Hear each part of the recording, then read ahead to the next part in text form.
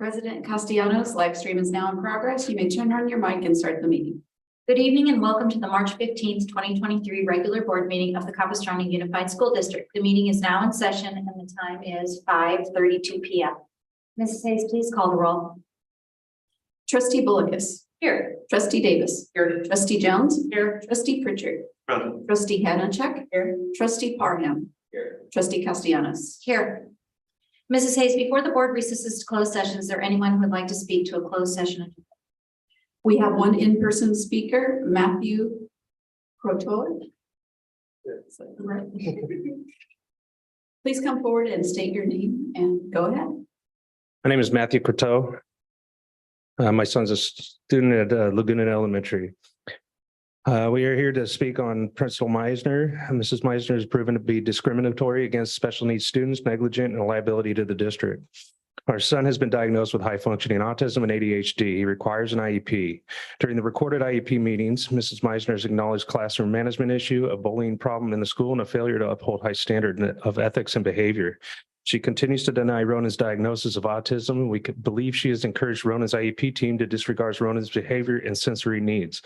Mrs. Meisner has denied all of our reasonable requests for basic services like occupational therapy and ABA aids. When we complained about bullying at the school, Mrs. Meisner met us, but did little to actually ensure students like our son would be safe at school. My son has been whipped with a computer cord, developed black eyes after being hit with a closed fist, and reported other incidents where he was in fear of being assaulted. Once more violence occurred, we wrote an email that was ignored by her. Our son witnessed another student threaten to bring his mother's knife to school and stab a little girl. My son insisted we take him to see the principal so he could tell her. She wasn't present, so we were seen by her assistant. After receiving no feedback from the school, my wife contacted the little girl's mother as well as the mother of the student who made the threats. Neither parent had been informed about the incident. What if that student had brought the knife to school the very next day?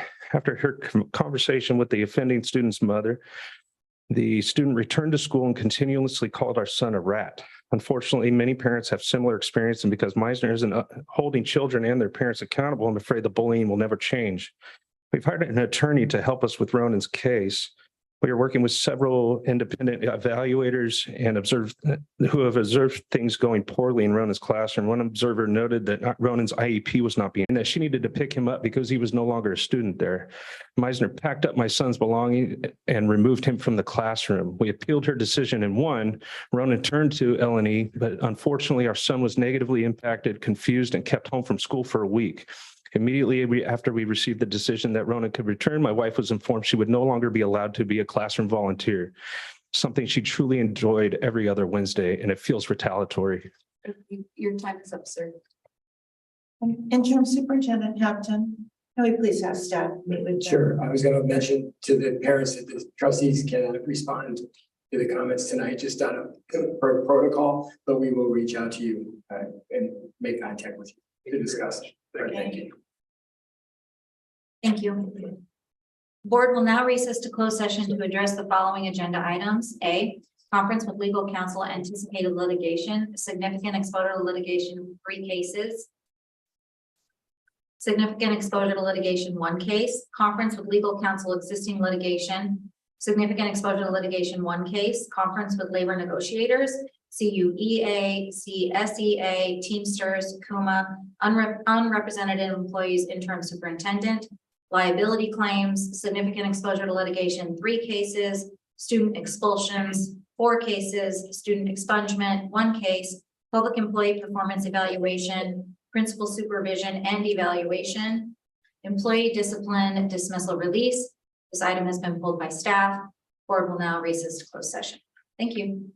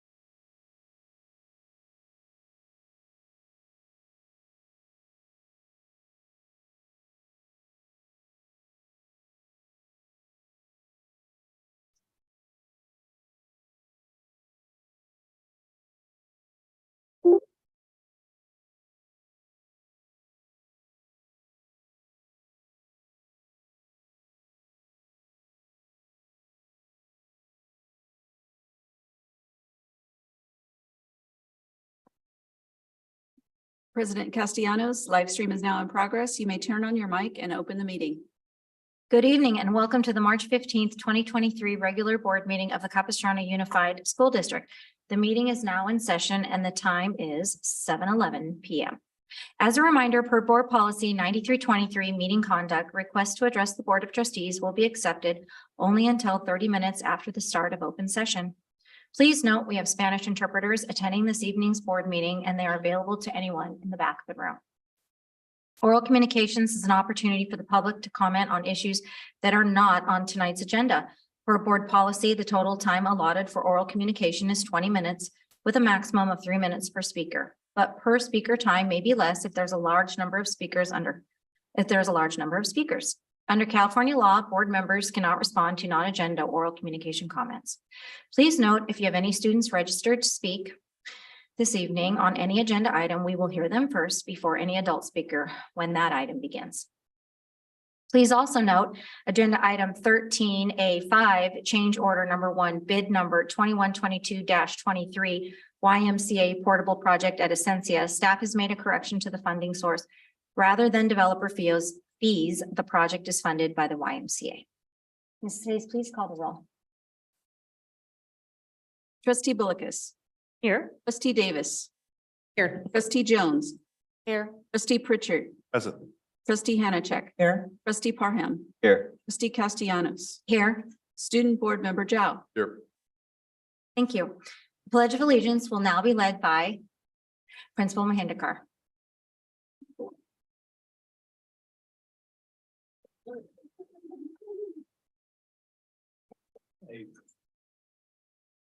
Stand, ready, begin. I Pledge allegiance to the flag of the United States of America and to the republic for which it stands, one nation, under God, indivisible, with liberty and justice for all.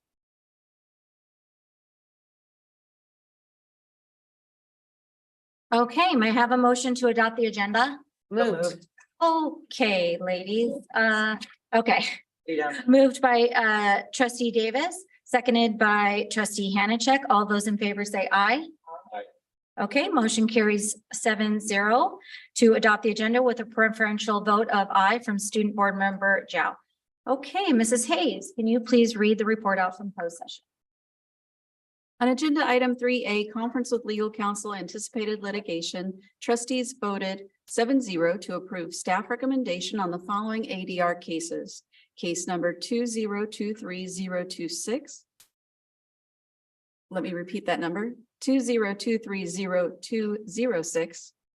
Case number 202302215. Case number 202302216. On agenda item A4, trustees voted 7-0 to approve staff recommendation. On agenda item 3B, conference with legal counsel, existing litigation, trustees voted 7-0 to approve staff recommendation on the following case. OAH case number 20221000558. On agenda item 3C, conference with labor negotiators, trustees gave direction to staff. On agenda item 3D, liability claims, trustees voted 7-0 to approve staff recommendation on the following cases. Rejection of government claim number 2210271, case number 2210280, and finally, case number 2210347. On agenda item 3E, student expulsions, trustees voted 7-0 to approve staff recommendation on the following cases. Case number 2023-031, 2023-032, 2023-033, and finally 2023-034. On agenda item 3F, student expungement, trustees voted 7-0 to approve staff recommendation on the following case. 2019055. On agenda item 3G, public employee performance evaluation, no reportable action. On agenda item 3H, public employee discipline dismissal release, this item was pulled by staff, and that concludes my report. Thank you, Ms. Hayes. At this time, I'd like to recognize Jimmy Canoodle, Coordinator Communications, Public Engagement and Marketing, to present tonight's special recognitions and extra milers. Thank you. Good evening. Our first presentation is from the Associated Student Body at San Juan Hills High School. Principal Manoj Mahendrakar and Activities Director Brooke Valderrama are here tonight, along with ASB President Lindsay Gaddis. She'll be telling us more about what the Stallions have been up to this year. Welcome, Lindsay.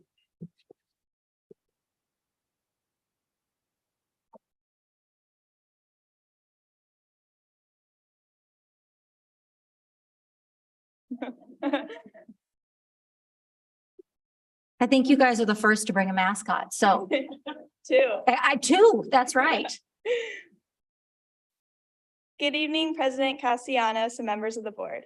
I am Lindsay Gaddis, Senior and ASB President at San Juan Hills High School. I am here on behalf of the staff and the student body to speak about the exciting academics, athletics, performing arts, and school activities that have taken place so far this school year, and to share with you some of the events we are looking forward to having on our campus. San Juan Hills is now one of the largest high schools in CUSD with over 2,800 students. In terms of academics, we are very proud of our growing language immersion program and increasing student involvement in our CTE pathways, building Industrial Technology Academy, Virtual Enterprise, and Technical Theater. Recently, our Virtual Enterprise students competed at the state competition in Bakersfield, and this qualifies them to compete as a top contender at the national competition in New York next month. We're also very excited for our graduating class of 2023. This past November, our seniors participated in the College and Career Application Week. Seniors were provided time to work on their college applications, research scholarships, complete matriculation for Saddleback, or meet with military recruiters. It was an exciting week, and we enjoyed partnering with Futurology, Saddleback College, Orange County Department of Education, Cal State, UC, and other universities, as well as the military. Athletically, we've had a phenomenal success in our fall and winter sports. Our football games had stellar attendance, and it was great to see our stands packed with enthusiastic fans. We continued our Stampede student section with more students than ever before attending our games, supporting our players and probably giving the parent section hearing loss due to our loud cheering music and CO2 cannons. This stands remained filled, and we really discovered true Stallion loyalty this football season as we cheered them on to a league championship and into CIF. Other fall athletic highlights include our league championships from our girls volleyball team. Winter sports had a remarkable year, and we were so excited to add a wrestling team and watch them compete for the first time. Though our biggest winter sports highlight was our girls basketball team. They were the 2023 South Coast League champions, CIF Division II semifinalists, and 2023 CIF Division II semifinalists. Their run in state was a historic moment in Stallions athletics, and we couldn't be more proud. In fact, if you want to check them out, they'll be joining ASB, Cheer, and Avid as we march in Swallows Day Parade in a couple of weeks. Athletically, our Stallions are excelling on and off the court, and we are proud to have 15 athletes already signed letters of intent to play at the collegiate level with notable schools such as West Point, Harvard, and Pepperdine. Spring sports has now begun as we gear up to cheer on lacrosse, baseball, softball, swim, track and field, boys tennis, boys golf, and girls beach volleyball. Alongside our amazing athletics is our spectacular visual and performing arts program. They have been busy producing some remarkable performances with our fall play, Radium Girls, winter show, A Midsummer Night's Dream, and the winter musical, Seussicles. Drama students were awarded high honors at the CETA Festival, and choir was given an invitation to perform at the statewide conference, CASMAC, in Sacramento. Dance, choir, and instrumental music have also displayed their talents through various performances like Dance Performances Fusion and Broadway Night. We want to extend an invitation for all of you to come this spring when all of the performing arts collaborate to produce our spring musical, Chicago. It's sure to be an amazing show with an incredible set of talent. At San Juan Hills, we also strive to create an inclusive school community with students that help one another as a family. We especially love helping our freshman students. On February 4th, we hosted our 15th annual Stallion Showcase. Several hundred students and parents visited our campus and had the opportunity to see the amazing programs, events, staff, and students that make San Juan Hills such a remarkable place. It was such a great experience for our incoming freshmen, and we hope they are looking forward to joining our school in the fall. Our current freshmen are also a huge focal point. We have an outstanding Stallion Startup program, which is a huge support for our class of 2026. The junior and senior leaders help transition freshmen into high school. Every freshman is linked up with a junior or senior leader to help them acclimate to life in high school by inviting them to tailgates and events that take place on campus. This helps our freshmen learn the ropes of high school and have the support of upperclassmen. Yet, I'm not sure one of my favorite parts about San Juan Hills, our energetic and active school climate. One avenue that showcases our community and all the amazing things that take place on our campus is our social media presence. Stanley the Stallion is busy on Instagram and Facebook. We encourage you to follow us if you haven't already and have a glimpse of what everyday life is like as a stallion. As a school, we provide a multitude of opportunities for students to be involved on campus. We have a clubs program with over 115 diverse student-run clubs. Being one of my favorite days of the year, we just had our multicultural fair last Monday, in which all of our clubs represent the different foods and traditions of various cultures and countries across the world. Students enjoyed great food and performances by our K-pop club and mariachis. Our stallions also love to show their school spirit on the dance floor. Homecoming this year was a wonderful success. We had just under 2,000 students attend our Clue-themed homecoming dance, which also included a game lounge, photo booth, ice cream truck, and 2 carnival rides. It was a wonderful introduction to high school for our freshmen, and our sophomores, juniors, and seniors showed them how to party in style. We had our Winter in Paris themed winter formal at the House of Blues in Anaheim. 1,500 of San Juan Hills' finest got dressed up and danced the night away, played casino games, sang karaoke, got airbrush tattoos, and snapped photos in the photo booth. ASB has worked diligently to plan fun events like this and more for our current and future students. This year, we had our 7th annual Future Stallions Night for football, pep squad, and marching band. Several hundred elementary students attended the game and ran onto the field with the team. They were able to meet some of the players, visit with Stanley and Stella, and compete in the halftime drills. There was a football toss competition, and the winning student from each age bracket received a football signed by the whole team. It was so great to see the looks on those kids' faces as they high-fived their high school heroes. ASB is focused on rounding out the school year with Battle of the Bands, dodgeball tournament, our very competitive Class of the Clash this week, every 15 minutes drunk driving prevention program, awards night, and of course, prom and graduation for us seniors. We are continually striving to make our school a more inclusive environment for our diverse population. Our Cultural Proficiency Task Force continues its focus on working towards creating a more inclusive culture on our campus. We are proud of the dedication and commitment of San Juan Hills has to making our athletic, performing arts, school events, and programs top-notch, and we would like to invite each and every one of you onto campus to see our students strive for greatness. It has been my pleasure being part of such a great school and serving the students of San Juan Hills. We do have an exceptional staff, and every day the students feel welcomed and a part of the Stallion family. This is my 4th year in ASB, and I'm honored that the student body chose me to lead the school. And I want to thank you for the excellent education I've received while being in CUSD. Next year, I'm planning to continue my studies at TCU, majoring in business. I feel that CUSD has prepared me as I take on the next steps of my life, and I want to thank you for allowing me to speak on behalf of San Juan Hills, my home for the past 4 memorable years. Thank you. Thank you, guys.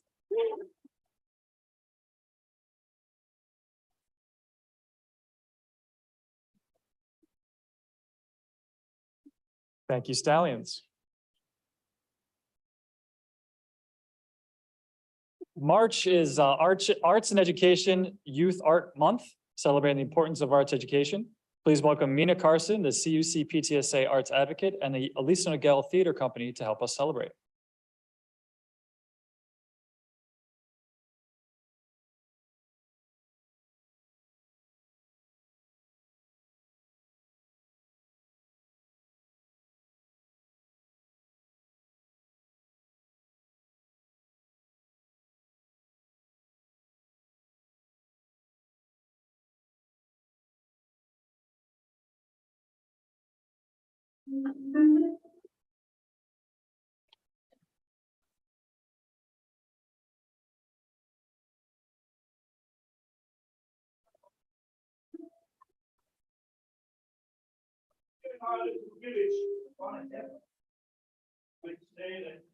Every one of us is a window trying to scratch out the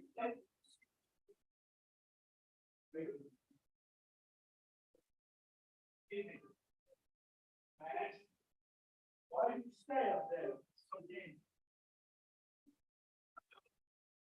We stay about a 10 cup. We keep our balance. In one word.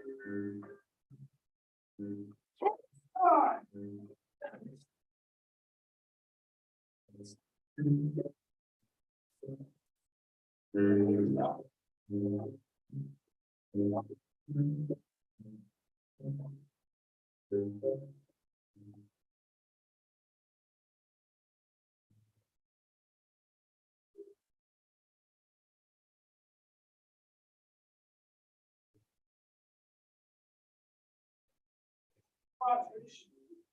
We have kept our balance for many years.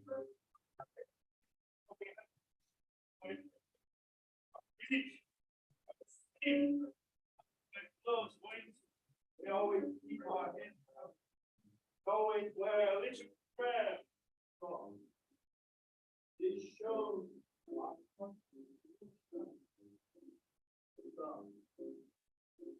You may ask. I'll tell you.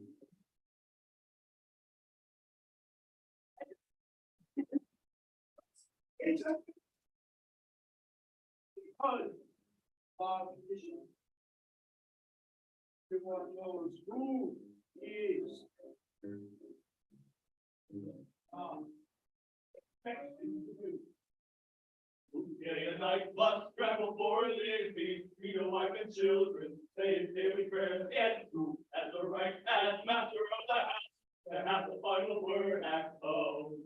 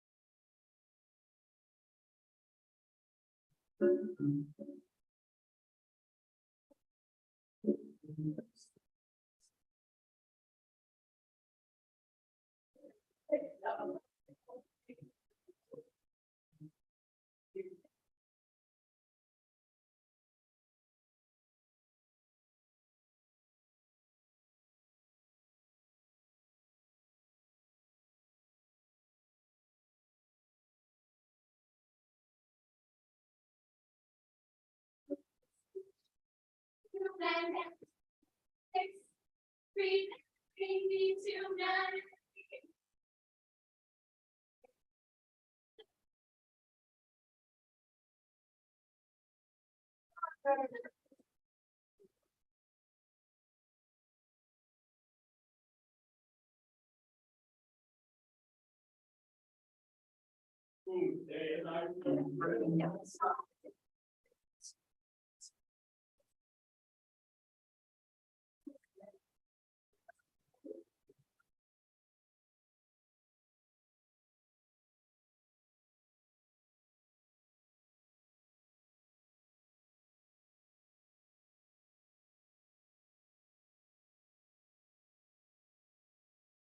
Tradition, tradition. Because of our tradition, our life would be a short place. And they visit on their roof.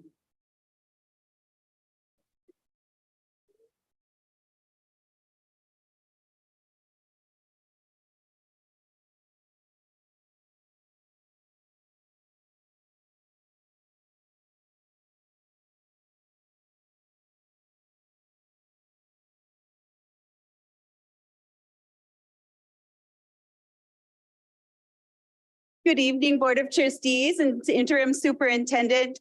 A huge thank you to the Aliso Niguel Theater Company for helping us celebrate Arts Education Month.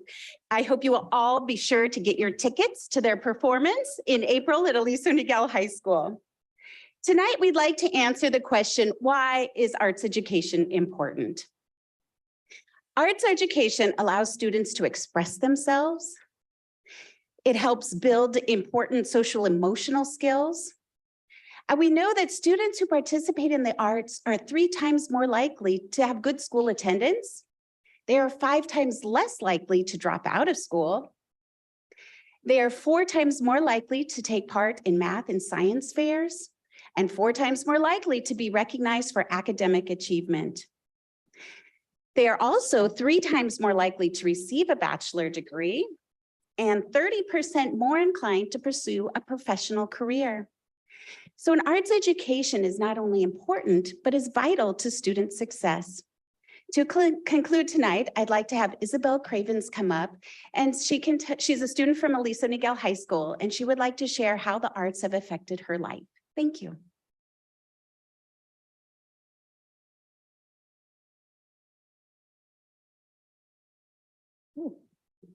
Hello, everyone. My name is Isabel Cravens, and I'm currently a senior at Aliso Niguel High School.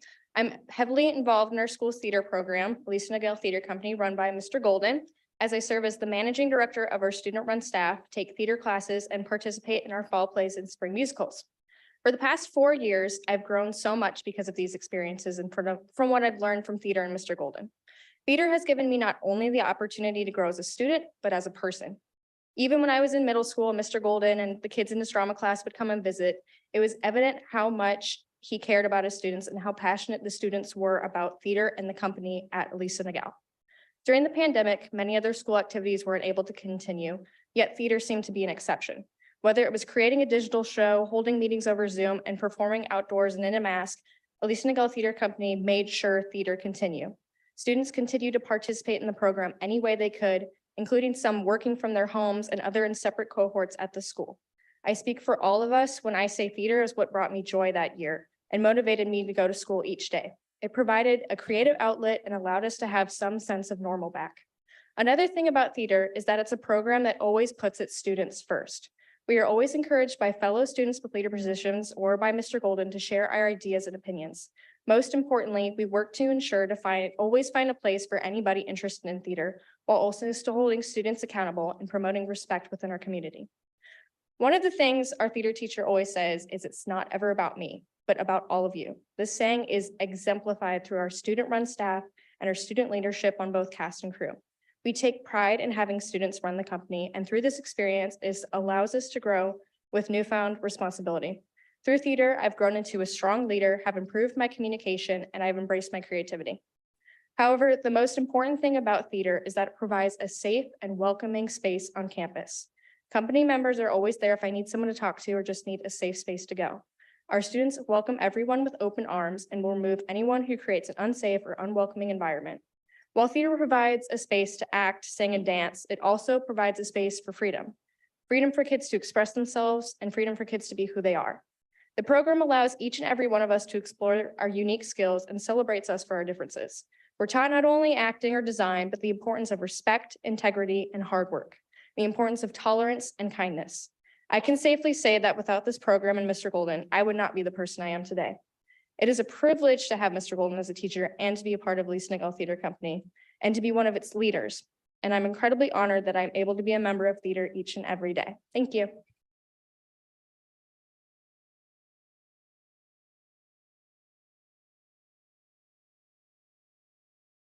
Thank you very much.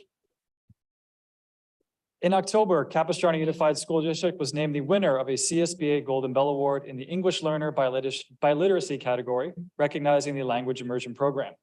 Created in 1992, the program is designed to develop high levels of language proficiency in students in two languages and to develop an appreciation for and understanding of diverse cultures. Programs are offered in both Spanish and Mandarin, and CUSD is the only district in Orange County operating in kindergarten through 12th grade. Tonight, we would like to recognize those 12 schools in the language immersion program for their dedication to this unique learning environment and congratulate them on earning the district this distinguished honor. I will call each school name, and if you could please go see Patricia for your certificate and come to the front for a group photo. Las Palmas Elementary School.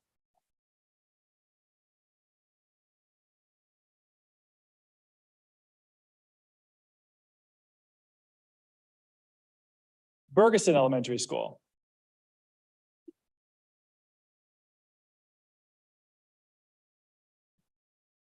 R.H. Dana Elementary School.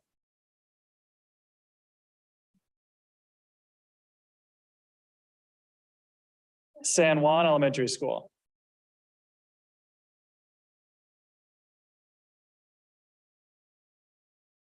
Viejo Elementary School.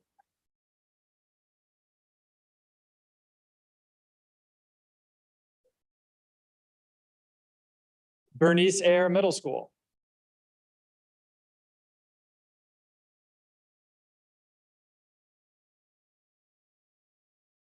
Marco Forster Middle School.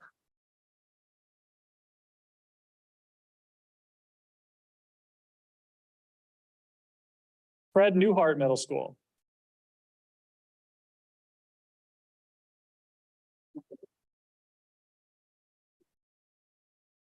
Capistrano Valley High School.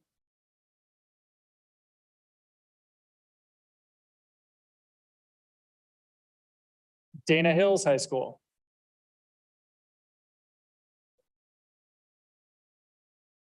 San Clemente High School.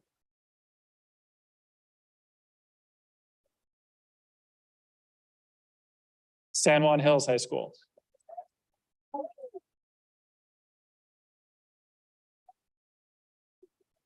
And also the Office of Language Acquisition under the direction of Rowena Mack.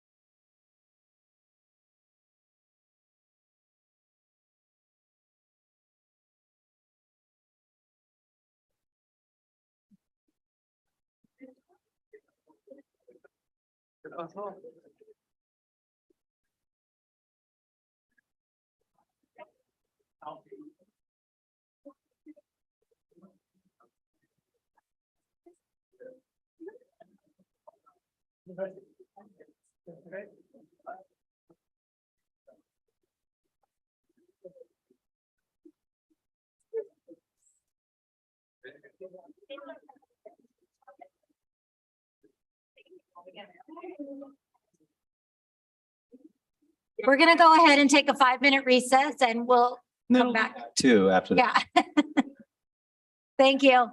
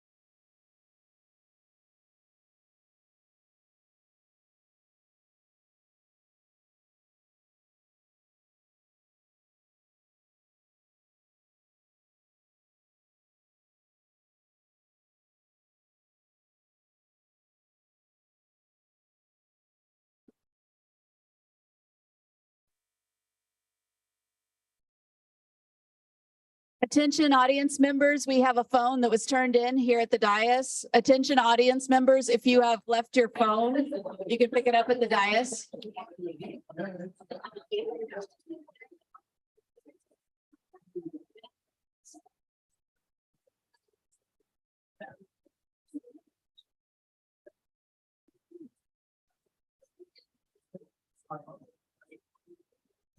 That's the one too.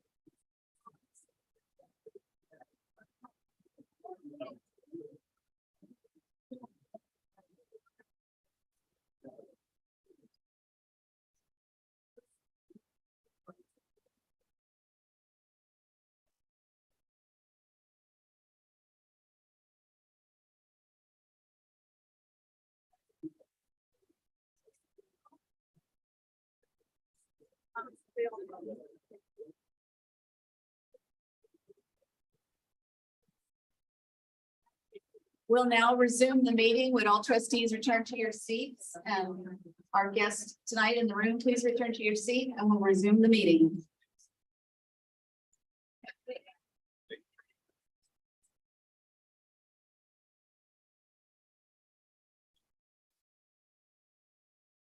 Okay, thank you. I think I'm going to start a meeting like that every single month. That was amazing.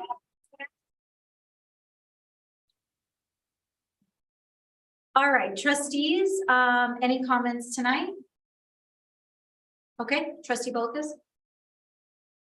I just want to say that from back in the time when I first came on the board, there was a parent at Elisa Niguel High School who came and spoke to us all the time about drama. I think she's still involved out there in the community, Julie Colombero.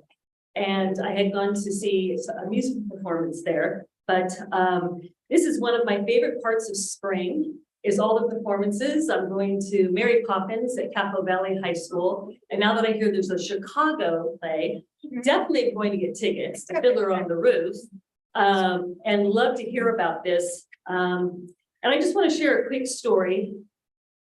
Many, many moons ago, when I went to school, there was a young man who went to my same elementary school, middle school, and high school.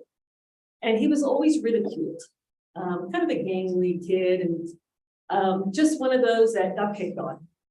And when we got to high school, it was really no different. I didn't know him very well. He'd gone through all my different schools. And one day I went to see a performance, one of our high school plays. And boy, could he perform. What a voice. And I'm trying to think, I can't even think of the play, but you know what? After that, he was a popular kid. Arts, music, it can bring it out in a person. It engages, keeps them in school. So tonight I think about Jeff LeBeau. And I thoroughly love that performance tonight. It was one of the first plays that I had ever gone to see when I was 13. And my mother said, do you even know what the storyline's about? Oh, no, all my girlfriends are going. And I came home and I was just sharing, I have the record album, Tavia, oh my gosh, what a fabulous job. I knew all the words of the song. Good thing I didn't sing along. But arts and music, I am a huge fan, and I think it does so much for our kids. And so I will always support the arts, and I really appreciate their performance tonight. Thank you. That's all I have tonight. Thank you. Trustees? Okay, trustee Davis. I agree. I will always support the arts. As we were watching this, it reminded me of, I was not a drama person, but in high school, my senior year, I was able to be in the one play for our high school. And it is something that you'll never forget. And two of my kids in high school also, I come home one day and they're upstairs and they're both just singing at the top of their lungs, every song from Mary Poppins. And I asked them what they're doing, and they told me that they were trying out for the Mary Poppins play the next day, and they had the best time. And my son ended up being in, just because he was just one of those, they kept throwing him into every act, and he had the time of his life. And our daughter, who was a sophomore at the time, she ended up winning an award at the drama, the Macy's Award.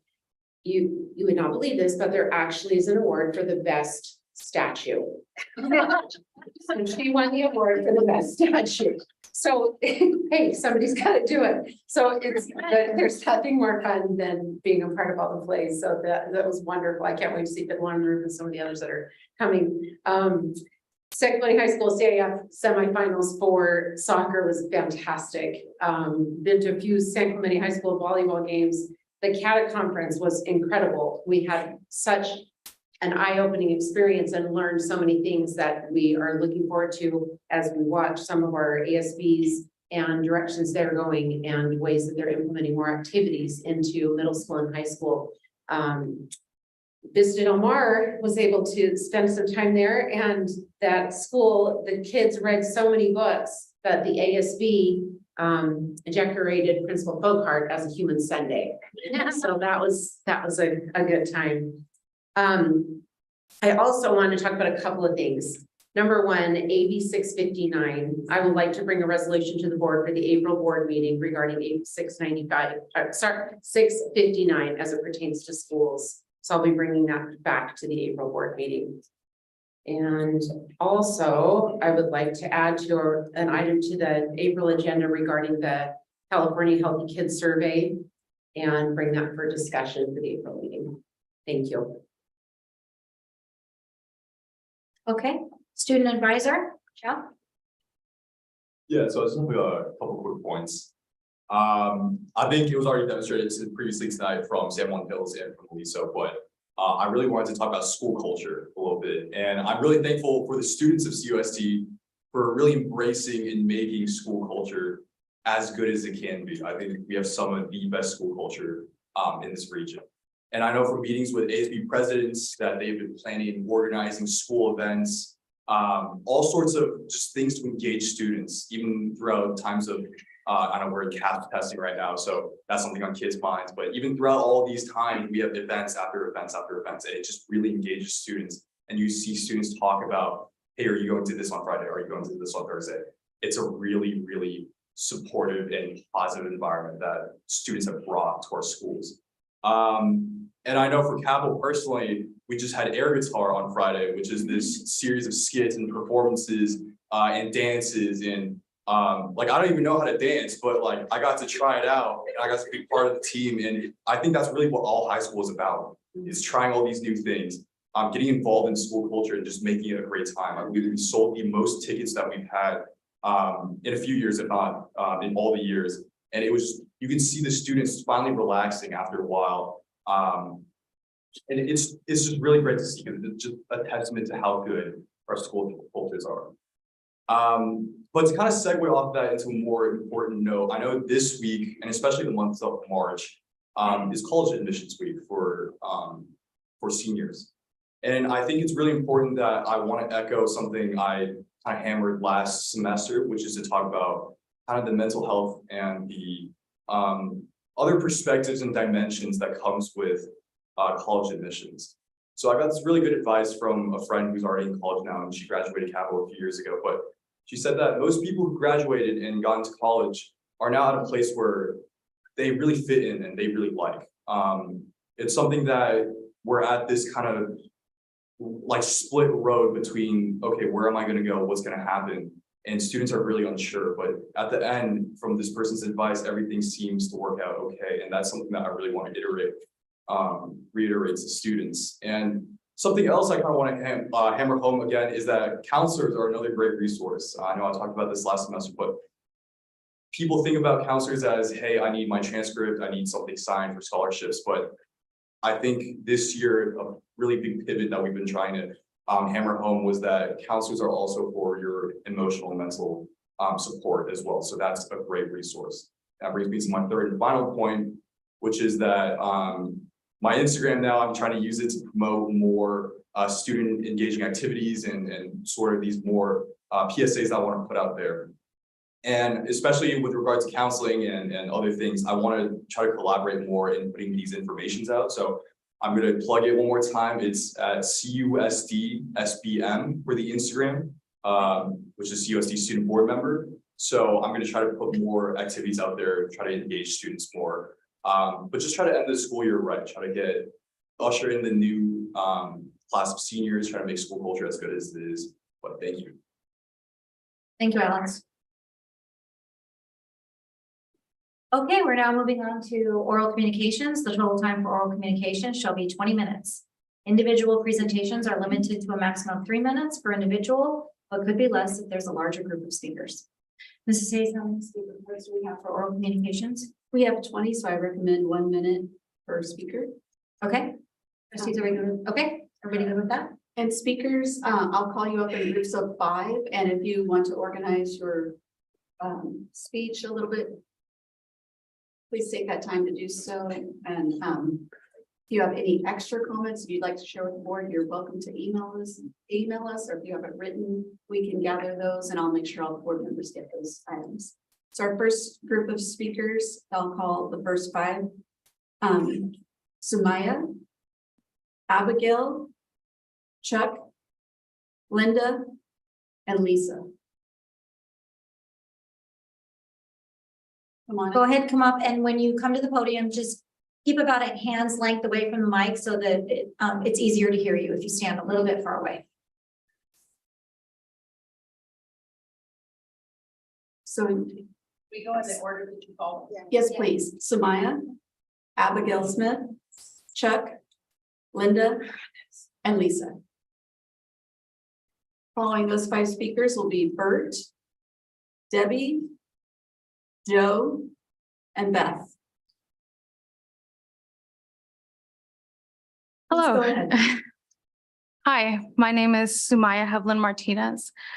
On February 22nd, the CUSD board approved a pay reduction for substitute teachers filling in for paraeducators.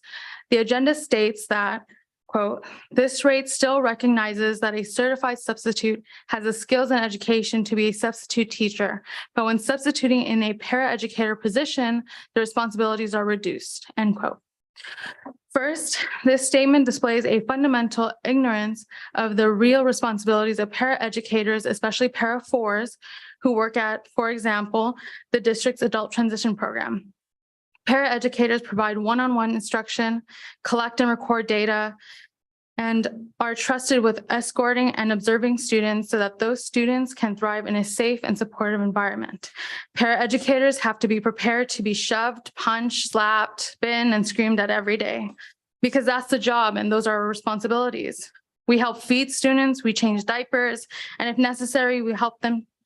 We need to go into the next speaker. Every speaker is allotted 1 minute. Extra comments can be given to me and I'll share with the board or with our HRS team. Thank you. Thank you. Abigail Smith, please come forward. All right. Good evening. My name is Abigail Smith, and I too am a graduate of Capistrano Unified School District. I also wanted to mention and speak to the sudden pay cut. We were all very blindsided, we meaning the credentialed substitutes working in a para position. We felt very blindsided by this sudden, without warning kind of pay cut when we were given adequate notice starting around this time last year that the pay would be the $185 a day. Working at the adult transition program, you are exposed to a lot. You're either bit, hit, slapped, watching a kid eat something that they're not supposed to eat, changing diapers. It's everything. And to reduce that pay, there are now several open positions that are inevitably not being filled because no one wants to take the work. So I humbly ask you guys to please reconsider. Next speaker is Chuck. Please come forward. Good evening, board members. My name is Chuck. As members of the community, we are here to speak out against the Senate Bill AB 1078, titled the Instructional Materials, Removing Instructional Materials, Materials and Curriculum and Diversity. We hope that as board members, you would unanimously oppose accepting this state control over school curriculum. It prevents local control over books, curriculum in public schools, and any books. Publications or papers to be used must be approved at the state level and shall include proportional and accurate representation of California's diversity in these categories: race, gender, socioeconomic status, religious, and sexuality. Also, approval must be sought from the state to remove books, publications, or papers. This, of course, targets school districts that have banned CRT. This is a practice of selection school curriculum based on an ideology and not allowing school curriculum based on classical education free of political agenda. Our next speaker is Linda.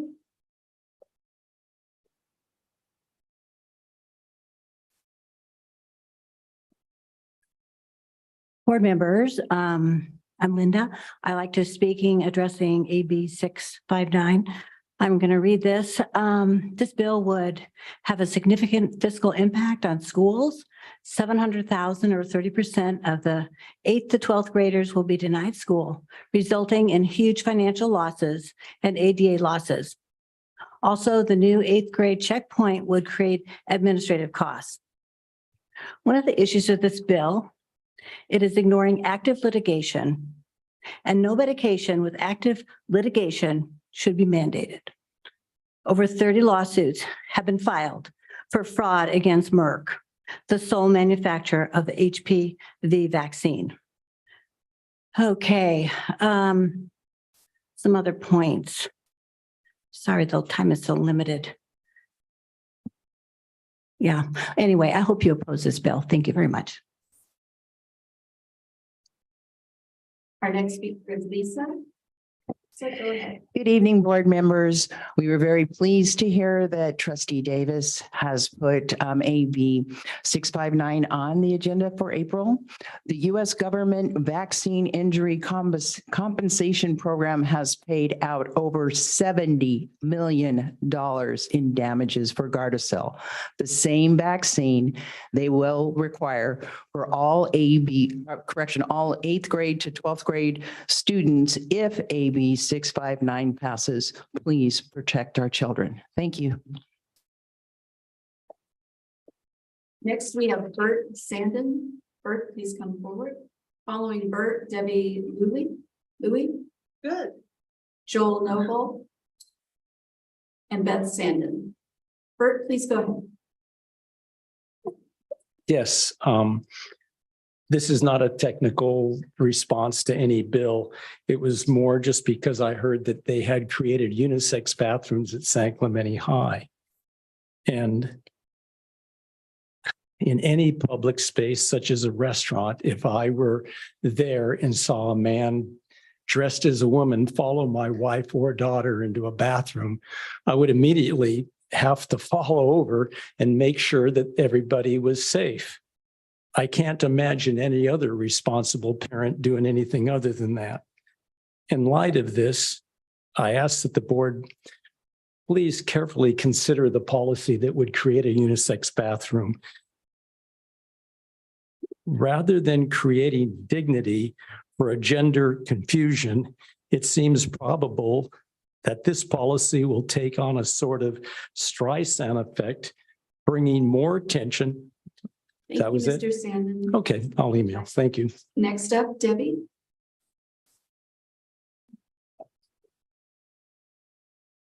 Please go ahead. No time to read this. So I am a long-term substitute for a para. And we were told, para-educator, we were told last May that we would be paid $185 throughout this entire school year. You have now taken that away from us. That has caused many of these long-term substitutes to step down, and it's leaving huge holes in our schools to fill these positions. We are going non-compliant in our classrooms. People are struggling to move people around to fill these positions. I just want to say this is a very serious issue. I thank you for your time, and I hope you give it the consideration that it is due. Thank you. Our next speaker is Joe. Joe, come on up. I'll reset the time. And I wish I had those mascots with me right now. All of you were smiling when the mascots were here, and everyone's so serious now. Great meeting, seeing capable students at their best and seeing everyone be proud of them, but that's not representative of the entire student body. I'm here advocating for these teachers who had their pay cut. I am a parent who had two daughters attend Capo District K through 12. My oldest had an IEP, and that IEP made a huge, huge difference. She's 25 now, she's thriving.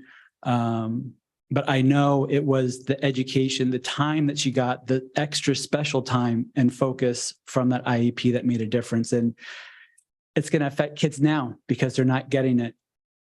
And I hope that I wish you could ask questions, because I'm sure there's a really good reason why you would take money. Because it seems like these are kids who are handicapped, and you took money from handicapped kids. Thank you. Somewhere else. Our next speaker is Beth Sandin.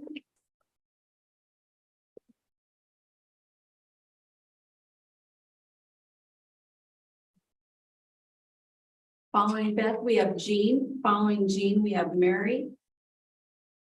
Then Dallas, then Jessica. Go ahead, Beth. Good evening to you all. This has been a pleasant evening to be in here, especially with all the entertainment. Real quick, board members, regarding SB 259, it's interesting to note that the FDA's website statement and the FDA information on Gardasil, presence of DNA fragments expected, no safety risk. However, the content of this page was not found due to unknown reasons when access was attempted in February 25th, 2023. Some serious adverse effects in regards to the HPV vaccine that is potentially out there, neurological and autoimmune diseases, unexplained death, loss of consciousness within 15 minutes of an injection. 68% of the falls resulted in head injuries, I can't even say blood clots, anaphylaxis, and the HPV infection is a risk factor for cervical cancer. So I'm hoping you will not approve of that. And thank you for being here. Up next, we have Jean, and following Jean, we have Mary.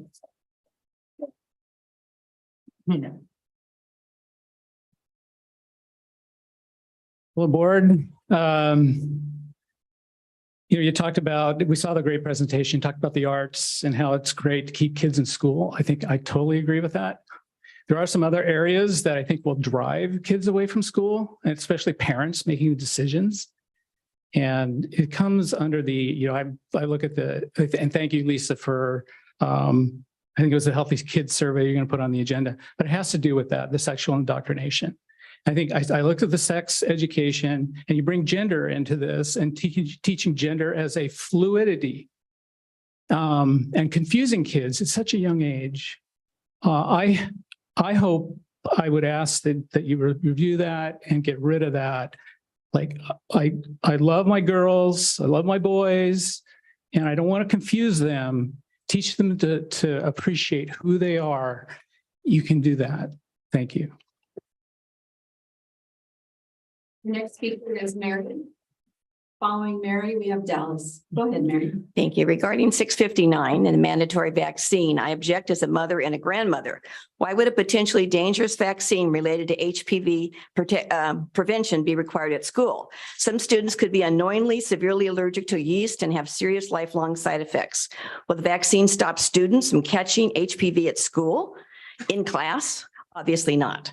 This is another moneymaker for Merrick Pharmaceutical and for the district through incentives. Please watch the movie Vax 2 on the Children's Health Defense website and see the potentially devastating effects of this particular vaccine. Infertility may be just one of these, as well as paralysis and death. Thank you. Our next speaker is Dallas. Good evening. I'm in agreement with everybody over the HPV vaccine. I do want to point out it took them 11 years to recall the vaccine and 547 people died. Those were kids who died from the vaccine. So 11 years, our kids were a science experiment. When is enough enough? I will also point out that the autoimmune epidemic and cancer among our children, the leading cancer among children is leukemia. The number one common age that they get it is 5 years old. At 5 years old, our kids are getting ready for kindergarten and they're pile drived with vaccines.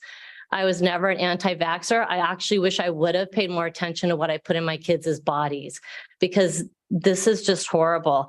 And along with, being a parent and all the other stresses, we should have control over what we put in our kids' body. Thank you. Our next speaker is Lisa Gregg. Good evening, trustees. Student advisor, I'm really enjoying your Instagram feed. It's very, very valuable. I think it's really great. I have to talk fast, which is not easy for me. So CUC-PTC Advocacy Team Chair, soon to be co-chair because Luke is officially joining me next year, by the way. I wanted to let you know, we just came back from Sacramento Safari. We had 20 out of the 60 attendees, fourth district PTA, which we're a part of. They are the largest district PTA in California, representing about 100,000 members. We are part of that. And we came in guns a-blazing with our orange raise the base buttons. We're ready to help educate our new legislators that are just coming in. And I'm trying to talk quick, sorry. We're really focused on building out our advocacy team this year. And the other thing that's important to you guys, re-engaging you in our meetings. So thank you. Thank you. Up next, we have Luca. Good evening. The purpose of the PTA is to secure adequate laws for core protection of children, youth, and families. Fight for raising the base has to continue. As of today, 25% of California, that represent 1.5 million students, receive an average of $10,000 per student per year. This is well below the national average. School districts cannot operate successfully with the financial instability of one-time money. It is challenging to attract and maintain talented staff when in the spring we have to hand out pink slips. Our students deserve smaller classroom sizes, full-time librarians, and permanent PE teachers at elementary schools. California is the fourth largest economy in the world, and we spend 1/3 of our state budget on prisons versus education. The advocacy team would like to see a minimum of $14,000 in the base grant funding the LCFF for every student in California public schools. Raising the base is not taxation, but allocation. We hope all of you can join our mission of achieving adequate funding for all California students. Thank you. I'll read off our next list of speakers. Rhonda Whalen, Heather, Amber Smith, Eva, and Kristen. Rhonda?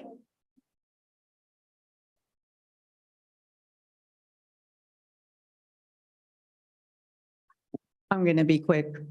I was over at maintenance this afternoon and it reminded me about how hardworking they are And with all the rains and the flooding and all that that's going on and our leaky roofs, I just wanted to give them a shout out and let everybody know that we need to really appreciate the hard work that they're doing during these times. And I hope you'll reach out and say hello and thanks. Heather Puhet. John, hopefully you'll take that back to your team. Yes. All current vaccine mandates address communicable diseases that pose serious risk of injury, permanent disability, and or death to children. AB 659 would mandate a vaccine for an STD that is not communicable in school. Also, contrary to popular belief, not all students over the age of 13 are sexually active. The Gardasil vaccine was fast-tracked in 6 months. Clinical trials did not look for or test cancer prevention. Those with an active HPV infection during vaccination have a 44.6 increased risk of developing advanced pre-cancer. It only addresses 2 of the over 200 strains of HPV, and it only gives 5 years of protection. According to the studies, cervical cancer is actually in the rise in areas where the use of Gardasil vaccine is prevalent. And some already mentions tonight that Merck is currently in litigation due to adverse effects of Gardasil. If AB 659 passes, there will be no personal or religious exemptions. Please write a letter to the state to oppose AB 659. Please support parents and students' rights to choose what they feel is right for themselves. Thank you. Amber Smith, and following Amber, we have Eva Harrison. Amber, go ahead. Okay, what she said, and now the other bad bill that's out there that I'm requesting you all to write a letter of opposition is AB 1078. This bill not only affects the students, but it also affects the board. This bill will take control away from our local districts on the materials and curriculum that we have in our schools and give control to the state. This bill will allow and cause more sexually explicit material in our schools. I don't understand why local politicians, librarians, school board members, and principals feel that our students need access to sexually explicit material. Just today, I emailed the district about another book that is in our school library at San Clemente High School that talks about an 8-year-old boy enjoying giving a blowjob to adult men. No 8-year-old boy enjoys doing that. Is this what we want our children reading? If not, please write a letter of opposition towards this bill as well. Every single one of you as parents should write an opposition letter for this bill. Next up is Eva Harrison. Eva, go ahead. Ava Harrison, 2 kids at Wood Canyon, 2,300 parents on Instagram, inform parents of Capo USD. I need you to immediately contact our representatives to oppose AB 1078, which would require this board to get state approval before removing any instructional materials. So all the completely inappropriate sexually explicit books we found over the last months that you removed from our libraries based on our findings, that wouldn't happen anymore. If this bill passes, you would have to get approval from the state first to remove them. But guess what? Making pornography available to minors is still illegal. So instead of filing complaints, we would just have to call the sheriffs, which is probably what we should have done in the first place anyway. More parents will pull their kids from school, yada, yada, please oppose.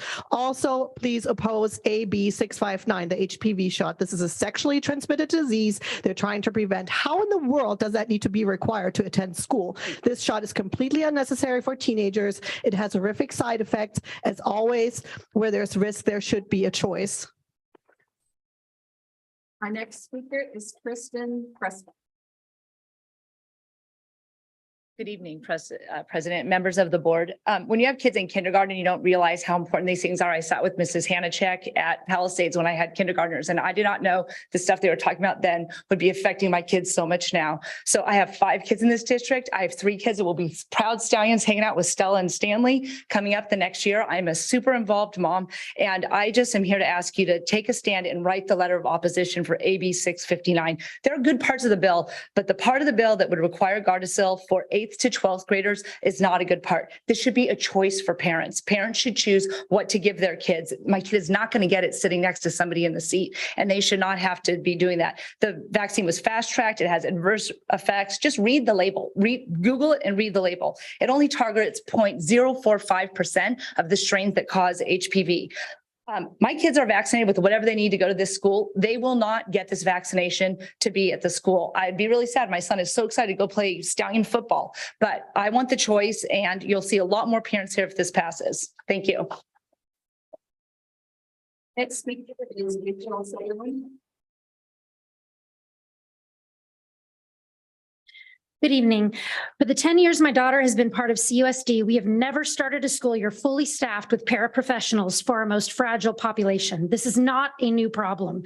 It has, however, grown into a full-blown crisis that is not only causing our students to suffer, but the very paraprofessionals and education specialists who support them as well. When we are understaffed, there are many instances where students have to wait to access academic materials because they need assistance or even utilize the bathroom.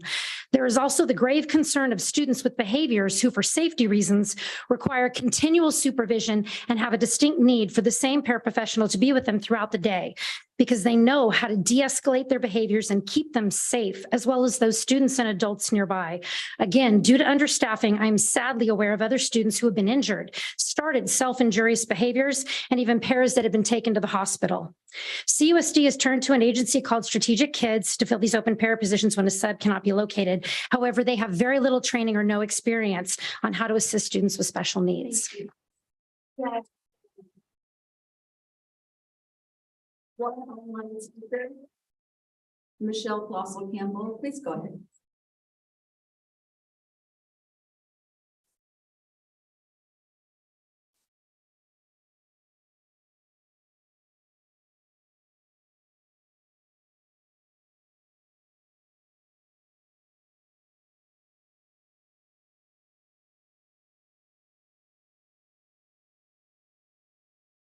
We show Michelle on, but we don't have a way to hear her. So we're a little technical difficulty on that. So Michelle, if you could email us and send your comments in, I'll share them with the board. Okay. Is Michelle our last? Michelle was our last speaker. All right, we are now going to move on to consent calendar. Please note for board policy 9323, in accordance with law, the public has a right to comment on any consent item. At the request of any member of the board, any item in the consent agenda shall be removed or given individual consideration for action as a regular agenda item. Each speaker is allotted between 1 and 3 minutes per item, depending on the number of individuals who presented requests to speak. Mrs. Ace, do we have any speaker cards for consent calendar this week? We have 3 in person and 1 online. We can get Michelle back. Okay. Our first speaker is Kate Mudge. Following Kate, Nicole Mervis. And following Nicole, Courtney Morrow. Sure.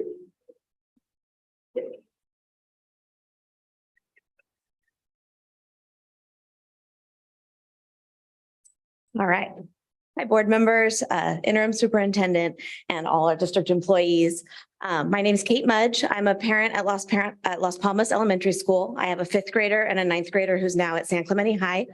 I've been an active member of the PTA, holding many positions, including president from 2018 to 2020, and I'm currently the treasurer.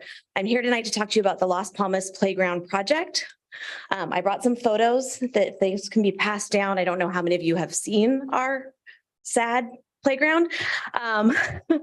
As you can see in the pictures, our play structure is old and rusty. It isn't safe. They come home with rusty calluses, sand scraped knees, and other injuries. The sand from the playground spills out onto the public sidewalks, causing kids to fall, adults to fall. It's extremely slippery. It's very dangerous. Starting in about 2018, myself and other parents began meeting with our principal at the time, Principal Nelson, and continuing with Dr. Barossa, our new principal, to discuss the possibility of a new playground structure. What might it look like? Could we finally have some shade, some color, some features, slides, swings, a spinny toy? The facilities team performed multiple site inspections. We even met with a charity that donates retired playgrounds to schools in Mexico. But we got bad news. It would be too expensive to replace our big toy since our playground is not ADA compliant. We would need all new flooring. We're not allowed to have sand anymore. We would need all new flooring. The charity couldn't accept our donation either because the toy was deemed too unsafe for donation, even with necessary repairs made. So we brainstormed for ways to fix our big toy. We requested a fresh powder coating, some paint, some grips on the monkey bars to get rid of the rusty calluses, but nothing has happened since 2018. We thought, well, maybe if we fundraise over 2 years, 1 year for the flooring and 1 year for the structure. And then COVID happened. And we didn't spend money on field trips or assemblies or meet the masters. And the school district approved paying for elementary music and PE. So PTA doesn't have to pay for that anymore. And miracles of miracles, we found ourselves with money in the PTA. So thank you for paying for elementary music and PE. The PTA and the principal asked the facilities department what it would take to move forward with the playground. And in December 2021, we were given the go-ahead to fundraise for the playground. Our Jogathon team sprang into action and we raised over $160,000 by March of 2022. If you would pass the picture of the kids holding up the signs with the number, my daughter's the comma. At that time, our principal asked for a few tweaks to the structure. The kids wanted more swings. From there, we've been delayed till tonight, almost a year later, with very little communication and nothing has happened. So to circle back, I'm here to ask for your yes vote on the engineering and construction contracts for the Las Palmas Big Toy so we can get our long-awaited playground project underway. While my child is leaving Las Palmas this year, it would be my dream come true to have even had a small part in bringing a new modern play toy to Las Palmas. Combined with $200,000 in gift funds from a private foundation, we're prepared to contribute $360,000. Thank you for your consideration and your yes vote tonight.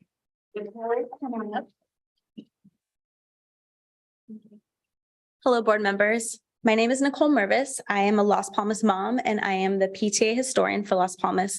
I'm here to ask the board to please pass the approval of the construction of the new big toy structure at Las Palmas Elementary School. The school, the children and the families have worked very hard to raise the money for this project, which is something that is going to be an investment for years to come. As you can imagine, being unable to show what we've raised so much money for makes it difficult to raise money now for things like field trips, STEAM Lab. Lastly, I would like to thank the board members for hopefully approving this contract. Thank you, Amy Hanchek, for the work that you have done. And we're excited to work with you, Lisa Davis, in the years to come. Thank you. Our next speaker is Courtney Morrow. Good evening. My name is Courtney Morrow. I'm a parent of 3 children at Las Palmas Elementary. I want to preemptively thank you tonight for your vote to approve our playground. And after all the amazing work that our PTA and the wonderful and generous families of Las Palmas, the current play structure screams tetanus all over it. So the playground is very much needed.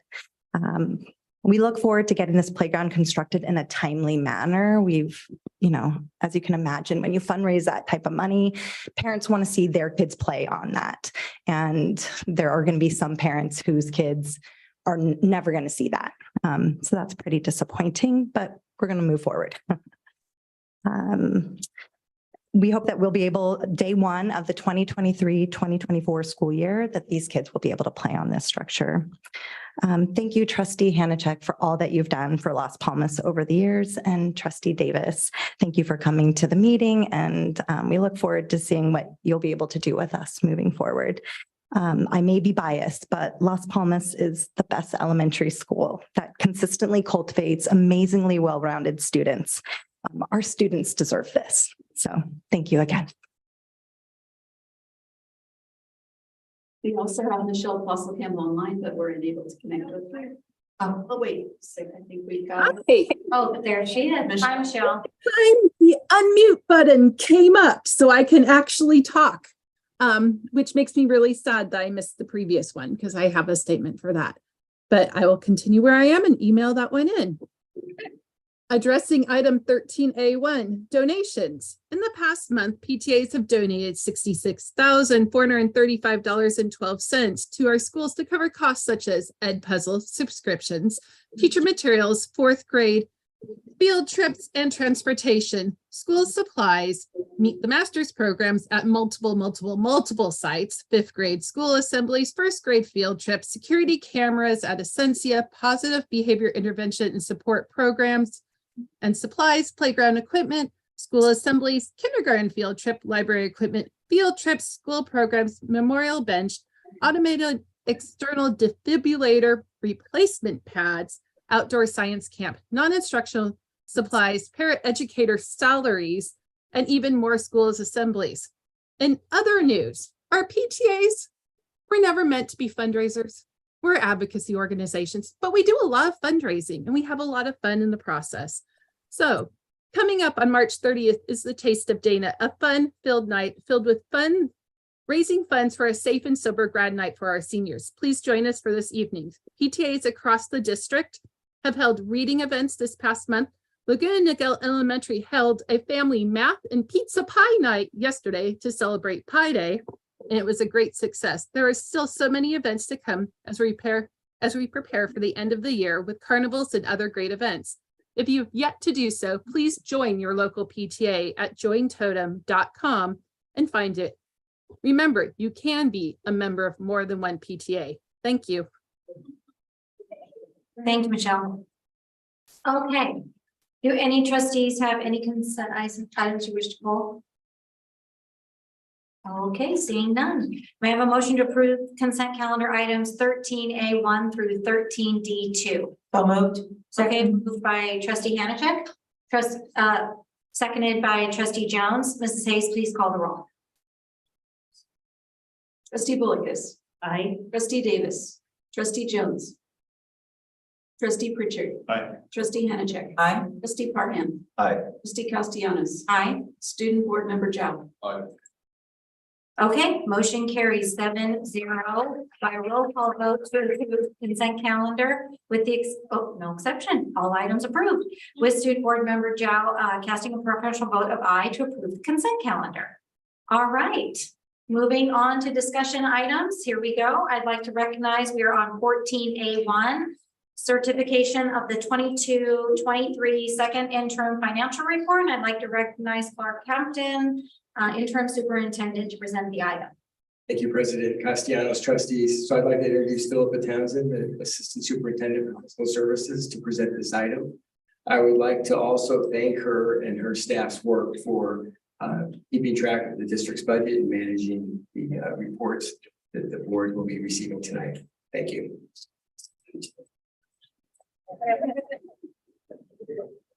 Good evening. This presentation is for the second interim budget report. Next slide, please. Second interim budget includes the new arts, music, instructional materials discretionary block grant and the learning recovery emergency block grant, although they will be spent in later years and are therefore shown as restricted fund balances in the budget. The arts and music block grant budget reflects the proposed reduction of approximately 36% that was contained in the governor's January budget. Next slide, please. As a result of updated CalPERS pension benefit rates for classified staff, expenditures have increased by an additional $12 million over the next 4 years. Next slide, please.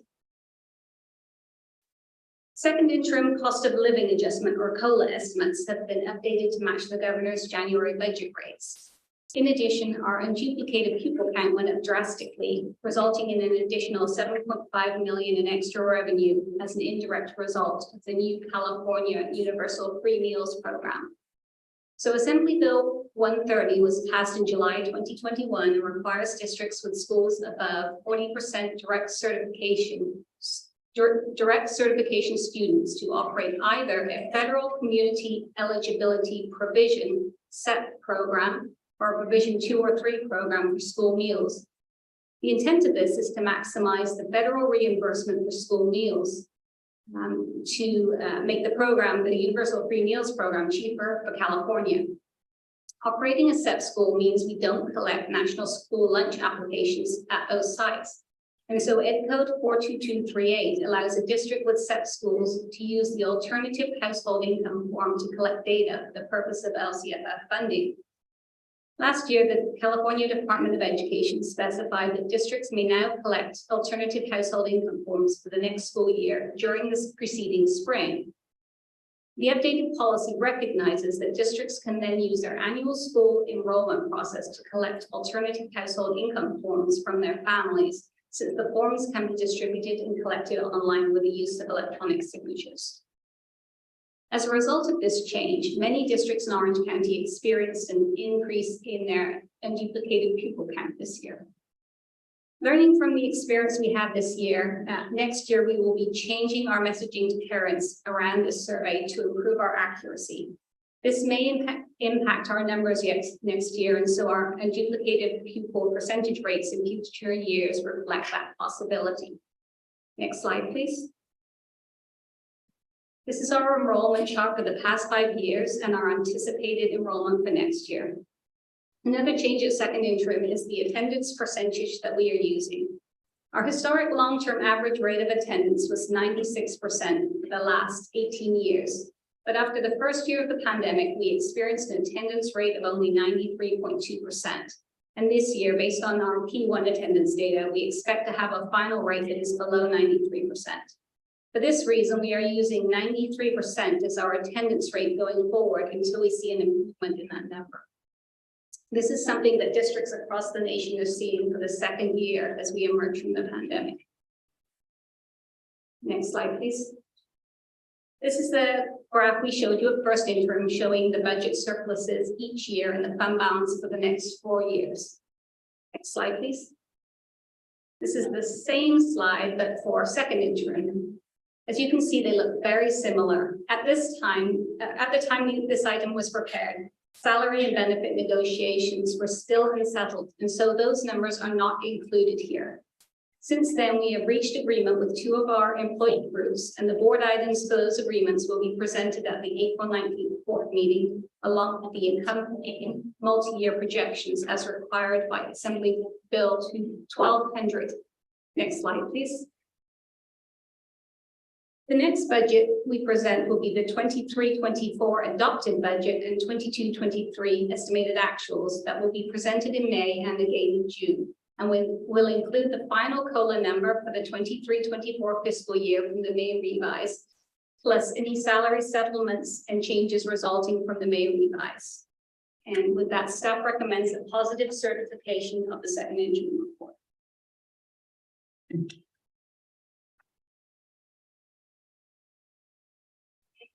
Great. Do we have any speaker cards for the item? We do not. All right, trustees, discussion. I will go to trustee Barham.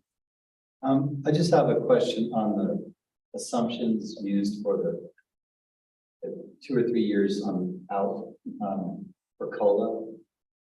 Like it's 3.64, I guess 3.54, and then 3.31%.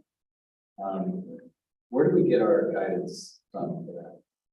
We use the School Services of California dartboard for that.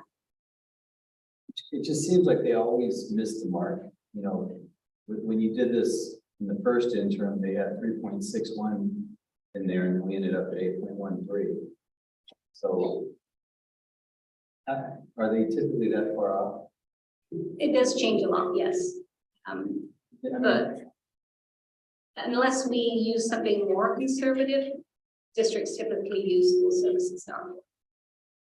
This is a revenue item, so it's conservative to take a higher number, or no, it's conservative to use a lower number. So we can use a lower number, we can't use a higher number. okay, fair enough. I'm just looking at inflation, knowing that it's going to be 6%, roughly, maybe 5%, but it's not going to drop down to where it was a few years ago. So I would expect there to be some revisions on what the COLA has to be. Is that a fair assumption, or am I crazy? I would be surprised if the numbers were exactly the same the next time we do this, because they do change. But they're not going to be 3%, or 3.5%. I don't know. But I can speak to that. So the COLAs are, their Department of Finance does projections as well. And it's based on what they think the actual COLA will be. They're estimating it. With school districts, typically you use those from the dartboard, project what the Department of Finance and the School Services of California says they think the state will be able to fund. Now we're kind of turning the corner in the economy with the shortfall of the state budget. So the school district and all school districts should look carefully at the COLA projections, and then based on what the state's information we're getting from the state is whether they'll be able to fund it or not. So then during the Great Recession, there would be times where the school districts would say, well, the actual COLA may be calculated at 4.6%, but the state's only going to be able to fund half of it. So we need to modify our projections out to the future. So we haven't had that recently, but now with inflation happening and with corresponding downturn in the economy, then we'll start being careful about what we're looking at. So there will be more variability than we're used to. Yes, especially Basically what I'm saying. We should anticipate that and maybe run scenarios with different numbers. we actually do that. And so we speak with the Department of Finance. We talk to School Services of California, and if they're giving us indications that say, let's say that we're next year sometime and they say 24, 25, it doesn't look like the state's going to be able to fund the COLA, then we might start modifying our future COLAs to account for that kind of. And that's kind of what I'm saying is we should be prepared for that. Yes, and we were doing that. No other questions. Okay, trustee Hannah. Oh, thank you. Okay, attendance versus enrollment. I guess what California is only one of 6 states that uses their base funding based on attendance. So in your world, and I guess I was reading somewhere that it's termed as regressive fiscal policy. So any grumblings out there by any way in California, would they rethink this? Because this is really hitting us hard.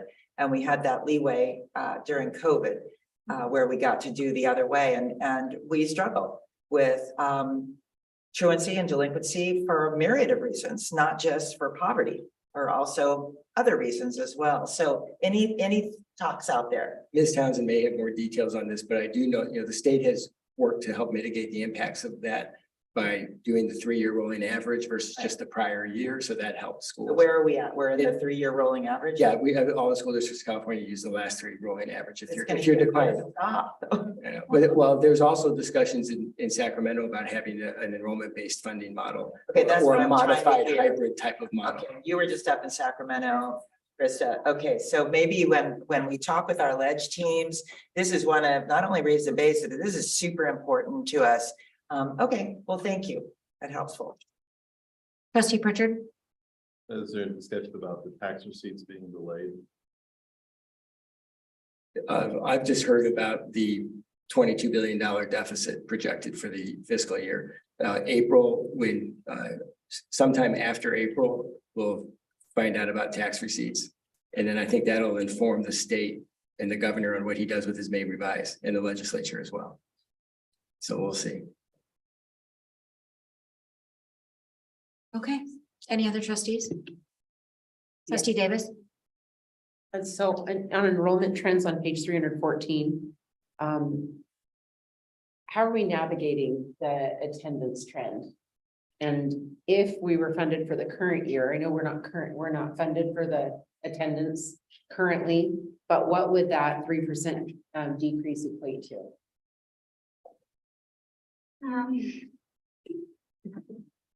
I'd say about 14 million off the top of my head. 14 million? Approximately.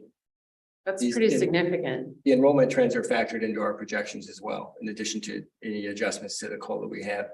And with the exception of the downturn during COVID, these enrollment trends are what we've expected as the school district ages out and development starts to drop off. We are being very conservative with our enrollment attendance projections going forward. So if our attendance does improve next year, then we will get that money. Okay. Thank you. This is the most conservative scenario. And last question on page 423. I can't see. The expenditure. So it looks like 81.2%, 26% of our budget covers payroll and benefits. So it leaves us 74% of our budget to run our schools. And that's really more for families to understand what that looks like to run schools. It's not a lot to cover everything else that's needed to run schools. Okay, trustee Polkis. No. This isn't what my first question was going to be, but when trustees receive reports that include enrollment, I would appreciate if we can note where we got that number from, because I have to tell you, our website is different than what one of our secretaries gave me off of Aries, which is different than what was in this second interim report. I'm not even sure what number. I know it's 42,000 something, but the 100 seems to be different depending on what report I look at. The funding is based on P2 enrollment. So Philip, can you provide some background on that's what the state funds us on, P2 enrollment, but there's many different enrollment numbers. Because some of the students that attend Capistrano Unified then will go to the county for county programs. So there's different ways they count enrollment, but we're funded on what's called P2 enrollment, which is in, I think it's in April sometime. Yes, and if you go on CDE's website and look up our enrollment, it will say something like 48,000 or 49,000 because they include the charter schools unless you specifically tell them not to include it. We also report enrollment numbers at OCDE because they're considered part of us, even though students don't go to school here. So there are a lot of different numbers. So you have to be really specific when you ask for an enrollment number, which kind of enrollment number you want. And I understand that. So what I'm asking is if it's possible and anything we generate, if we could just make a small notation of where that number is coming from so that we kind of know, because we ourselves are reporting different things, like I say, on the website, here on this interim finance report. I think we could make a notation of that. Okay, so what I originally really wanted to speak to is as CSBA delegates, Trustee Parham and I did our very best with all of the rest of the California delegates on the last 2 days, speaking to senators and to assembly people. We spoke to Senator Nguyen, Senator Sanchez, and both Assemblywomen Davies and Blakespear just in the last 2 days. And the number one message from CSBA is to thank you, Governor Newsom, for wanting to fully fund LCFF COLA, but please don't take it away from our AMIM. And we gave a lot of explanations as to how that impacts us. That money is pretty much already been spent. And then with the idea of any one-time funding that hasn't already been allocated, why not take it from there? If we appreciate a budget, and if you can't increase the budget, but look to where we don't have to go back and redo our work, where we already have contracts and agreements. So that was really hammered home. Because the other point was, we were also talking, CSBA is sponsoring cyberspace AB 1023.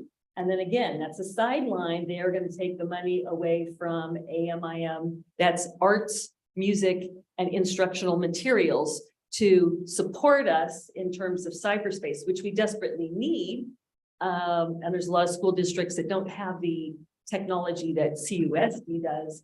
But it's not a matter of if we ever get attacked, but when we get attacked. And we don't even know about probably the hundreds of attacks that we're getting daily at our school district. People were talking about that in the meetings. And so sometimes they make their way in. So we talked about raise the base. I brought that up every single conversation. And the other thing was in talking about that there's 40% of the school districts in California that don't receive the concentration grant. And so brought that up every time about the effort to combine the supplemental and the concentration grants. So for equity, all children, all students that have special needs, that the funding goes individually and not just you happen to be a school district that runs below that 50% cutoff. And so I know Lori Davies was really big on that and is going to, work hard on that. Definitely a listening ear. And so we have to, just wanted to share with CSBA to, along with what PTA is doing, that they just have to hear it from every single family, school board, and school district to get that message across in terms of this funding as it's going to affect us. Thank you. Student Advisor, Joe. So I had a really quick question with regard to the enrollment trends. So is the LCAP supposed to work in combating the dropping enrollment? The LCAP is supposed to lay out for parents and community members what we are doing with our funding in our budget and what goals we're working towards. So that would be one of those goals, yes. And then I know I kind of discussed this earlier, but was the LCAP closed for student input? I'm not sure. We actually, Stacy Yogi is here. She can help answer that. Thank you. We had the Thought Exchange survey open from February 27th through March 8th. So that is closed, but I am happy to come to the next ASB president meeting to work with you if you'd like to engage additional students as we draft the LCAP. Yeah, because I think when looking at these numbers, I think ultimately it's students have really good input about why you see these decreasing enrollment and kind of attendance in schools, and obviously has a really big impact on the budget and finances of the school district. So I think if there's like just any way that we can get more of that feedback, because I was already talking about it with some students that they already had a lot of ideas of like why it was happening and like how the school district could work to kind of like bulwark against it. So if that could kind of Absolutely. Yeah, we can come to the next ASB meeting and work with you. okay, fantastic. Thank you. I just had a couple of quick comments. I was privileged to go up to Sacramento and be in Sac Safari with these gals in the room. They obviously are very knowledgeable people and know what's going on up there. I think sometimes when we get up there, it's upsetting to see the whole process that we continually don't prioritize public education in this state. And we like to throw money at it and our one-time funding. And as you all know, sitting up here, we can't plan programming and do long-term goals with one-term funding. So it's just something to continue to have that conversation.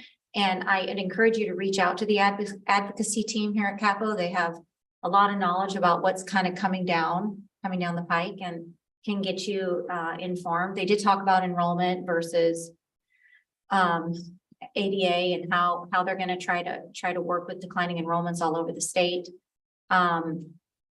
It's just something that's happening statewide, and they know districts are having to battle that through. So anyway, Trustee Parham, did you have a comment? Yeah, maybe it's a Armageddon kind of comment. It's been like 12 plus years of growth in the state in a row. And I think we need to look at the worst case scenario coming out of the May revise. And for a year or two after that, I mean, even mentioning delayed tax receipts is something we wouldn't even have thought of. But that's what happened back in 10, 11. We just had a Silicon Valley Bank, run on the bank, and Signature Bank, while those are localized issues, guess what? They're localized in the hotbed of tax receipts for California. So, I mean, we even had a question with Trustee Bullicus and I about where we bank. Thankfully, we do our payroll through Orange County, who hopefully uses banks that are not, at risk. But we're entering a different time, and I think we need to put on a different lens to deal with that. So that's all.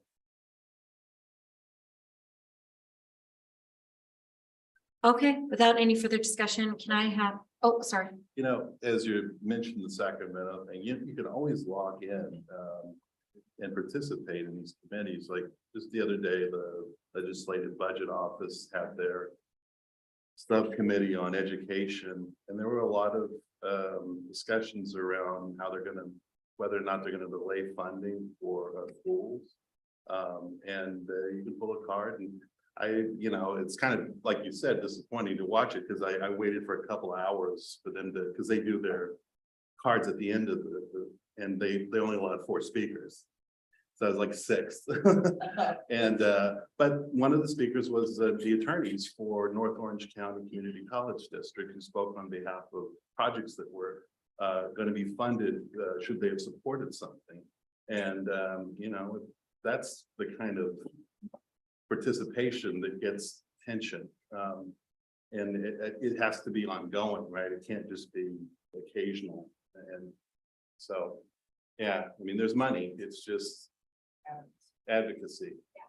Exactly. Trustee Jones. One time last year on one of our resolutions, it doesn't matter which one, I don't remember. We empower the board president and or the superintendent to go to Sacramento and speak on our behalf on something. And I think we need to consider doing that in the future. When we think there is something very important that we should say, you have our permission to go to Sacramento, and it could even be someone else. It could be, it doesn't matter. Someone who's able to go and interested, because I think it's exactly true that showing up in person makes a difference to these legislators, especially when you come from South California, because the people in Sacramento go there every week. Okay. May I have a motion to approve the certification of 22-23 second interim financial report? So moved. Second. Moved by trustee Hannachek, seconded by trustee Bolus. All those in favor say aye. Aye. Okay, motion carries 7-0 with a preferential vote of aye from student board member Chow. All right, moving on to 14A2, designation of Title I school, Carl Hankey Middle School. I'd like to recognize Dr. Gregory Merwin, Associate Superintendent, Education and Sports Services, to present the item. Thank you, President Castellanos, trustees, interim superintendent Hampton. Staff presents item 2, designation of Title I school, Carl Hankey Middle School. Carl Hankey Middle School is now in the range for identification and designation as a Title I school. The elementary grades of Carl Hankey already received Title I funds, and this designation would then result in the allocation of approximately $100,000 in Title I funds to now support the middle school students. Pending board approval, a plan would then come to the board on how to utilize the funding with goals, actions, and services that would be brought to the board May 17, 2023 board meeting. So Executive Director Stacey Yogi has joined us to help assist with questions. Staff recommends approval. Okay, Ms. Sayce, do we have any speaker? No speaker cards. Okay, trustees, any discussion? Okay, trustee Bolus. I have a quick question, a clarifying question. It's my understanding that the pot of money that we have for Title I, if we add in an additional school, it now just gets spread evenly with the new number. Is that correct? And is there a point at some that they remeasure that there might be an increase? If that is correct, an increase to what we can divvy up? So I'll answer the first part and then ask Stacey if she has any info on the second. The first answer is you are correct that it just divides up the money by another school site. So we don't increase the amount we receive as a district. We're just increasing the number of schools that access the money. So this fund, it does mean the other schools then, as it's divvied up in the future, does change, doesn't increase for everyone. It's the same pot of money. Stacey, do you have any other info on the other question? Yes, that's correct, Dr. Merwin. And we will look at our district portion of Title I. We set aside money for transportation, and the transportation costs are less than our current budget. So we can reduce that line item for next year, and that will be able to use some of that money for the Hankey Middle School portion. So we won't have to pull as much money from the other school site allocations. The $100,000 would be, if any money is needed to be pulled from other sites, it would be divided by the 13 schools, so it would be very minimal. So you say minimal, and this certainly helps Hankey, because now they're going to get $100,000 they didn't have. But I kind of feel like robbing from Peter to pay Paul, in that the kiddos, the students in the other, how many schools do we have with 12? Currently 13. 13 schools. they get a little bit of money chiseled away, like what's our incentive to add Title I? Like that benefits that school, and yet it, it kind of siphons off the other. So at what point do you say it's not equitable to add on? So there's no means for being able to, you hit so many schools, and so then you get, the next level of funding. There's nothing like that. We'll try to pull as much money as we can from the district set aside budgets that aren't needed and minimize the impact to currently funded Title I schools. Most of our Title I schools are able to implement their plan and meet their goals and still have just a little bit of carryover funding each year. So they're very supportive of adding Hankey Middle School so that their program would be K-8 and the whole school would be able to participate in things like Title I funded trainings and things that will benefit all of the students at Carl Hankey Middle School. So the current Title I principals are aware that we're looking to recommend Hankey Middle School for funding and are supportive of that.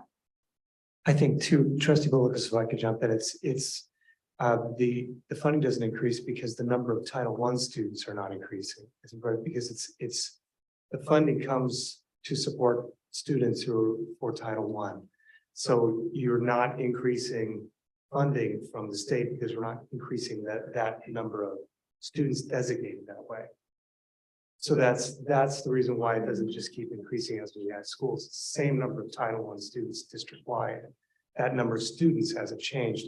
We just want to make sure the money goes to the schools that have the larger percentages of those students. Okay. First of all, I appreciate we're all together in this and, and understand what we have to do with what we have. So no one's trying to take needs away from another. I just wondered if there was a break point. But then based on your giving me more information, I have another question. Obviously enrollments fluctuate. And so the first 12 schools, maybe, let's say all of them started with 800 students and now, there's different numbers. So it's not counted per individual student funding, but each school is evenly, if they're designated as Title I, they each get the same amount of money, no matter how many students they have. Do I have that correct? Do you want to speak to that, Stacy, how that's allocated? Yes, so students who are eligible for free or reduced price meals, we take that number and the total pot of Title I money that is for school allocations is allocated on that per student number for each school. That's fair. Okay, thank you for that clarification. Okay, Trustee Jones. Yeah, Trustee Jones. So let's say you have a child at, I don't know, Marblehead, and it's not a Title I school, but there are, of course, going to be at every school, there's SED children. So we get money into the district based on the number of SED children. And then, but Marblehead in this instance does not get any of that money that is coming to us because it has SED students. It's just going into a pot. And then when a school rises to a certain number of SED students, then they qualify to get that money. Is that how that works? Yes.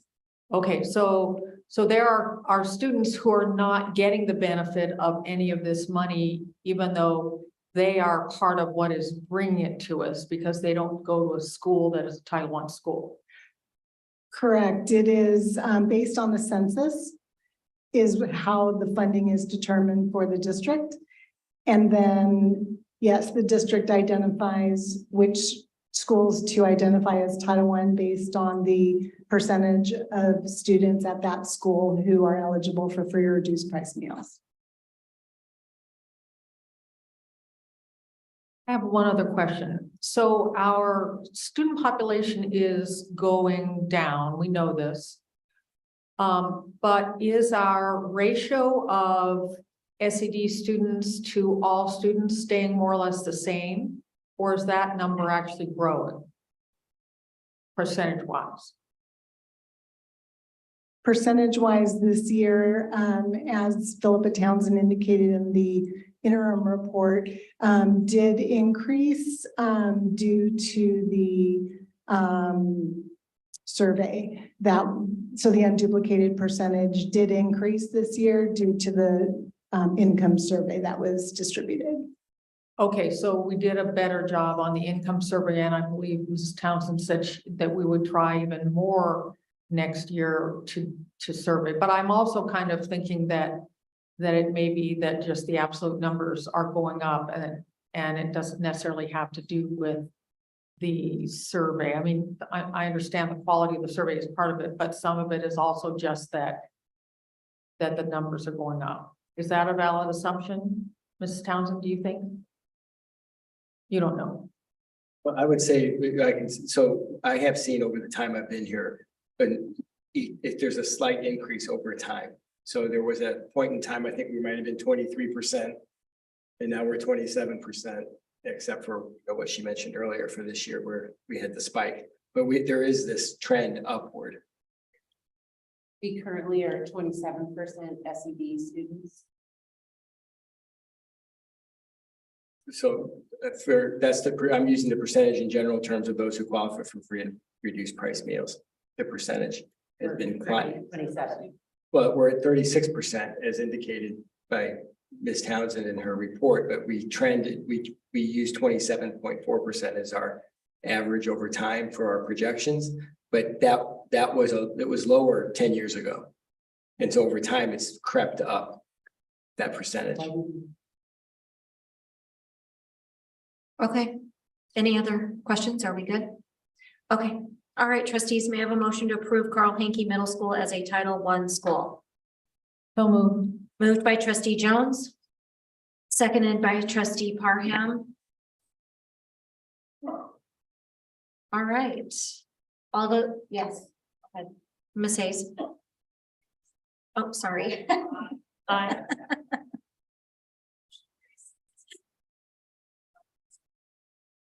Thank you. 14A3 first reading board policy 3430 investing. I'd like to recognize Clark Hampton, interim superintendent, to present this item. Thank you, President Castellanos. Speaking of bank failures, so this is an update to the investment policy to bring us more in line with the latest laws. One of the things is in the policy and what we will provide, what staff will provide the trustees in the next couple of weeks is the Orange County investment policy for the treasurer. So you're aware of that and where they're currently invested. If anybody who's old enough remembers the Orange County bankruptcy. And so working with the county, I know that they're very conservative in the way they go about their investments. Now, for funds that the school district holds outside of the treasurer, I'd like Ms. Townsend to let the trustees know how we protect those balances.